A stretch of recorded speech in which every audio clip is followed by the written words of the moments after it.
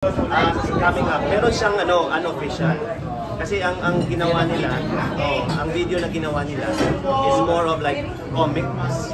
Parang comics siya, no? Pero ngayon gagawin nila yung talagang may love story na. Pero wala pang bida kung sino yung gagawin ng Wala pa. Wala pa. Kasi ang style ng pag-promote ng albums ko, hindi katulad ng common. So ginagawa namin is just keep pushing for the songs and then promote sa second station and third MTV para may longevity. Alam ko yung iba, baliktad, diba? Pinaliktad namin. Ano yung process sa delivery station of the current state of OPM right now? Yung kalagayan nila ng OPM, pero kayo nanganatili kayo to pursue your career in the Philippines. Say that again.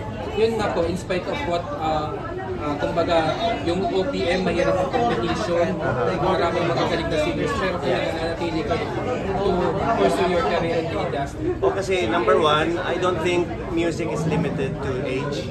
Number two, I don't think you have to compete. At saka, I really have to push just because I love to do it.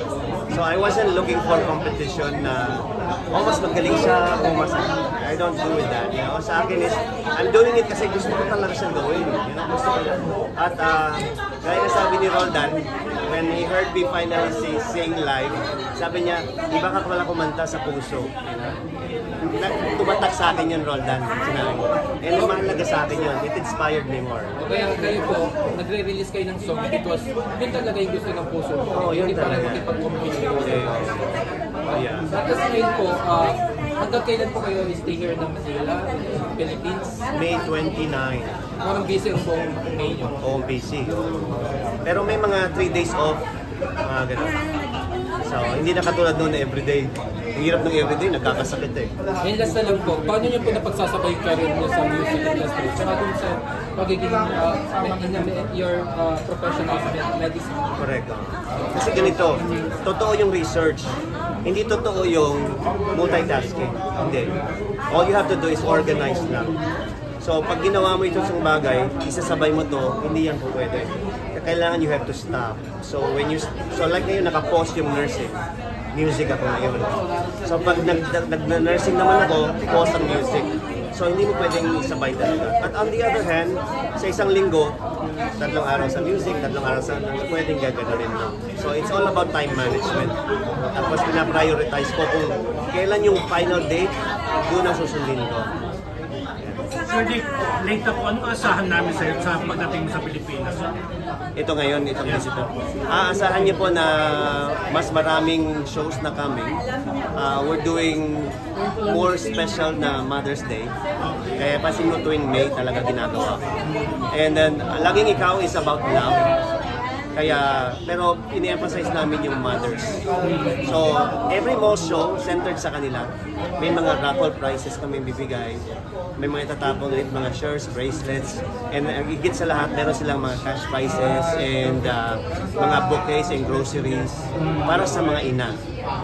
Nung nakarang concert mo, pinayak mo kami sa sorpresa mo kay Mother. Yeah. So this time, Mother's Day na naman. Mother's Day. Alam mo bakit? preparation mo? Kasi alam mo, if only people learn how to really show their love sa moms nila, I think the world is really going to be a better place. Nangyayari kasi, I don't think it's enough to say it. Siya, mahal ko yung mama ko, pero kailangan you have to be consistently doing that.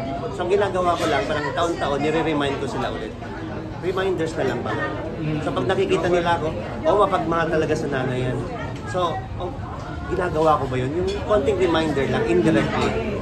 Pero ikaw yung sacrifice mo sa mother mo, alam naman namin pati profession mo, parang sacrifice mo before para malagalan yung nanay mo. Payakin mo naman ako. Ikaw naman magpayak sa akin. Hindi talaga, kung meron lang tinatawag self-pity, nagbe-breakdown ako, Joey. Umiiyak ako minsan. Pero hindi ko kayang iiyak sa harap ng mama ko.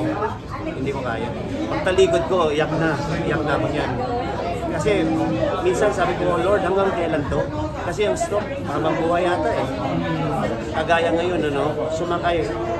Kahit business class yung fare na yun palagi, akala mo 12 hours nakaka-sleep pa. Hindi. Kasi nag-alaga ko sa kanya, every 3 hours, nag-diaper change. Pagod yung ginagawa ko. Pero nanay ko yan eh. imagine 30 years kang nurse, 35 years, alaga mo ibang tao, nanay mo hindi. Yun hindi ko kayang. Kaya binibless ka rin naman. salamat. Pero ano yung gagawin mo sa Pilipinas bilang Mr. International Nation o International? Bagong title I know, okay. Walang tigil no? Pinasak na rin yata pageantry. Magtatayo rin ba siya, di ba? Malay mo. Actually, before pa ako sumali, nag-iisip na ako, it's called Mr. and Miss One World. Meron na, noon pa, 10 years ago. Kailan hindi ko lang alam yung mga mechanics pa, pero maaral ko, madali lang. Ngayon, DSWD, every year meron kaming recipient. Ang recipient namin this year, DSWD. So, May 21, visit kami.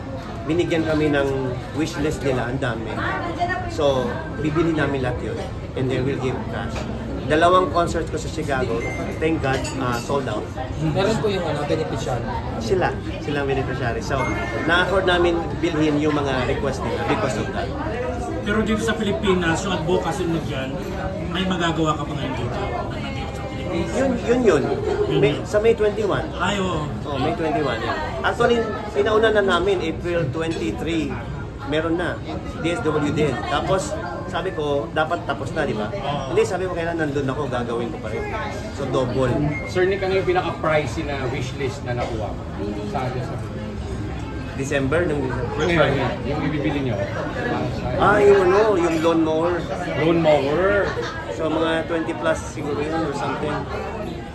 Lawn mower na humihingi sila. Tapos, pero nataas ako kasi yung wishlist nila, halos puro mga gatas. Kaya nakakaano naman. Gatas, pagkain ng mga bata. Yan. Sir Nick, anong bagong kantang ipopromote mo ngayon? Laging ikaw, hindi na bago actually. Na-release noong 2021, wala lang kaming time mag-promote. So, narinig mo na ata yun. Nung Kumu natin, remember? Yung unang-una ba yan? Oo, yung pangalawang album. Okay. 2021. Tapos, natapos na namin hanggang 5 albums. OPM at saka gospel. I-release namin ang promo tour next year and then following year. Para kaninong laging ikaw? Bukod sa mother mo? Hindi. Meron naman talaga, pero hindi ko lang mini-mention. Private yun, right? Okay. Anong nasa Dubai? Usapin na ako siya pero private kaya kayo magsalita. Kasi, Okay, Sir Nick, thank you. Thank you din.